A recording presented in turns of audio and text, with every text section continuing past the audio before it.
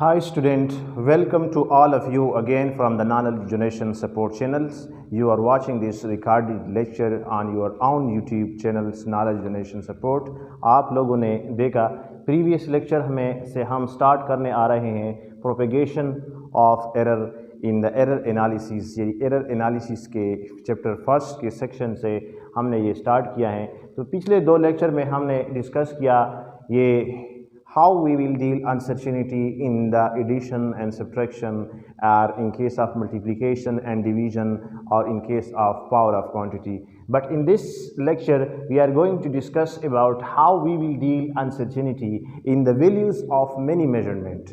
Dear student, जब आपके सामने बहुत ज़्यादा measured value आपके सामने आ जाए, आप इन measured value के किस तरह इनके अंदर आप अनसर्टेनिटी को कैलकुलेट करेंगे जब आपको पहले ही से अनसर्टेनिटी मालूम ना हो।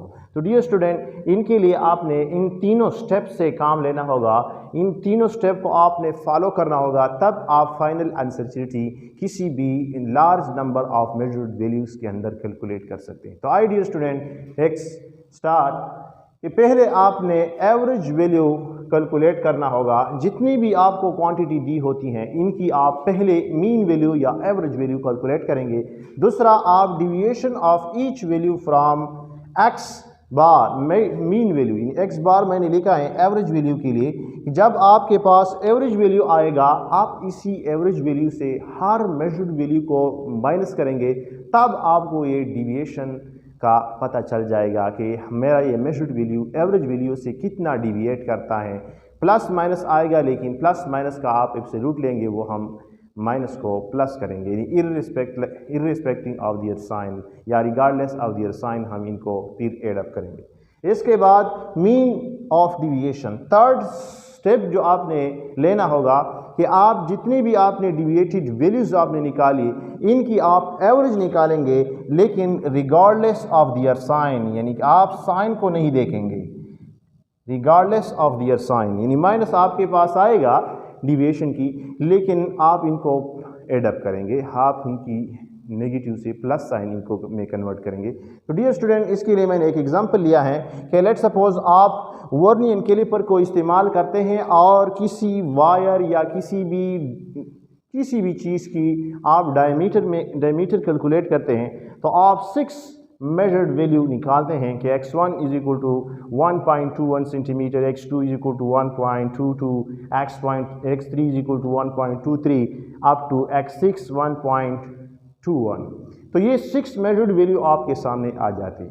अब इस 6 मेजर्ड वैल्यू के अंदर आप किस तरह टोटल अनसर्टेनिटी को कैलकुलेट करेंगे, ये वाली टर्म जब आपका ये वाला अनसर्टेनिटी डेल एक्स यानी प्लस माइनस डेल एक्स को आप किस तरह कैलकुलेट करेंगे।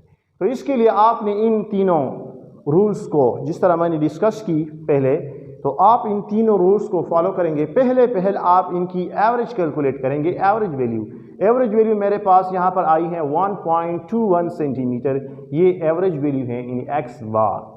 जिसके बाद दूसरा स्टेप आपका होगा कि आप deviation of measured value of each measured value from average value, her measured value की डिविएशन मालूम करेंगे एवरेज वैल्यू से। तो मेरा डेल x1 ये हमें डिविएशन देता है मेरी x1 मेजर्ड वैल्यू की एवरेज वैल्यू से। तो मैं यहाँ पर लिखूँगा 1.21 is the average value minus x1 1.2120 तो ये हमारे पास मीन डिविएशन की कीमत आती है x1 की। इसी तरह x2 की हमने डिविएशन की कीमत मालूम की है, x3 की डिविएशन की कीमत मालूम की है, ये सब x3 x5 x6 तक मैंने डिविएटेड वैल्यूज़ कैलकुलेट किए।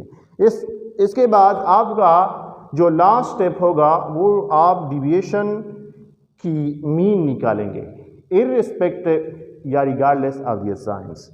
तो मीन डिविएशन जब हम यहाँ पर कैलकुलेट करेंगे डेल x, तो del x1 plus del x2 plus del x3 del x4 del x5 del x6 divide by 6, तो यहाँ से जो कीमत आती है 0.01 मिलीमीटर, ये होती हैं आपकी टोटल अनसर्टेनिटी।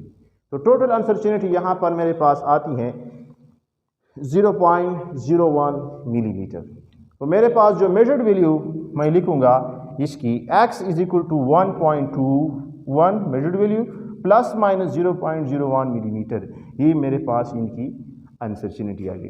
तो डियर स्टूडेंट, जब भी हमारा सामना लार्ज नंबर ऑफ वैल्यूज़ के सामने होता है, यानी लार्ज नंबर ऑफ वैल्यू हमारे सामने आते हैं और हमसे रिक्वायर्ड होता है कि आप कैलकुलेट करें अनसर्टेनिटी को, तो आप इसी ही तरीके से कैलकुलेट करेंगे अनसर्टेनिटी यूजिंग 3 स्टेप्स कि पहले आप एवरेज निकालेंगे, इसके बाद डिविएशन, अब लास्ट में आप average of the deviation values, तब आप जाकर total uncertainty in the large number of measured value calculate कर सकते हैं। डियर स्टूडेंट, ये हमने मुकम्मल किया यहाँ पर the uncertainty in the value of many measured values. इसके बाद हम जाएंगे toward how we will calculate uncertainty in timing experiment. तो टाइमिंग एक्सपेरिमेंट में हम किस तरह ये अनसर्टेनिटी मालूम करेंगे, यानी बाज़ औकात हमारे पास आ जाते हैं एक्सपेरिमेंट ऐसे कि इसके अंदर जो क्वांटिटी, एक क्वांटिटी में चेंज आती है विद रिस्पेक्ट टू टाइम, यानी टाइम का जिक्र होता है। तो टाइमिंग एक्सपेरिमेंट के अंदर हम अनसर्टेनिटी मालूम किस तरह करेंगे। तो डियर स्टूडेंट, वो उसकी तरफ बढ़ते हैं कि हाउ वी विल फाइंड